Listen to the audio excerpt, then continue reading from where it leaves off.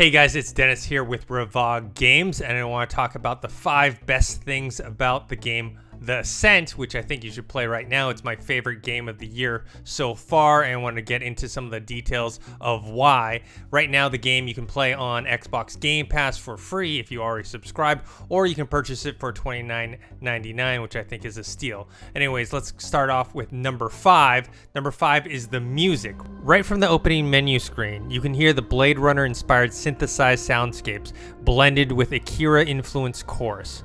The score is written by Pavel Blašević, sorry if I mispronounced your name. While you're walking around all the different locations and areas in the Ascent, you're treated to an atmospheric soundtrack that fits each area's different vibe. But once you get into the thick of combat, you get various energetic, pulse-pounding electronic music blended with heavy metal guitar riffs that kick in while you mow down your enemies, and then it tapers off as you finish them off. The music perfectly fits the mood of the game and enhances the atmosphere that you already get from the visuals. Number 4, the graphics. Speaking of visuals, I wasn't expecting to be blown away by the graphics, as most isometric games that I had been seeing lately were done in kind of a cartoony style like Hades or Death's Door, but this game is using the Unreal Engine and the lighting is amazing. I'm playing the PC Game Pass version, which currently doesn't have ray tracing, but it still looks incredible.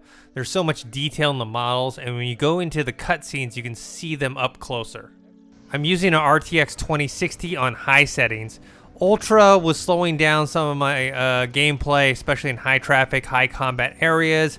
Now with high, I'm only experiencing slowdown when there's kind of multiple explosions going on at the same time.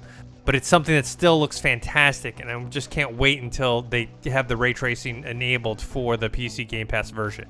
Number 3, the weapons and gear.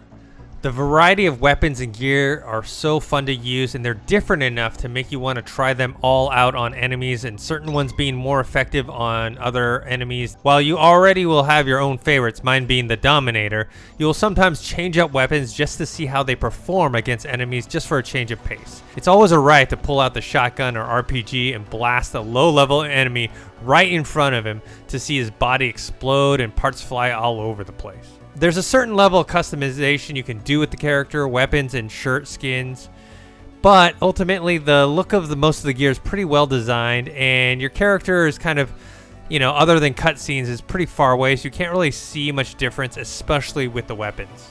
Number 2, the world/environment. This is one thing that surprised me the most. To be honest, I haven't been really playing any of the isometric games that have been popular in the last few years, especially with franchises like Hades, Diablo, Wasteland. I always thought of isometric games kind of being more well suited for RTSs, like one of my favorite games, StarCraft, where the perspective is much more beneficial. So I wasn't really prepared to see a world built like this in this particular view that felt so alive.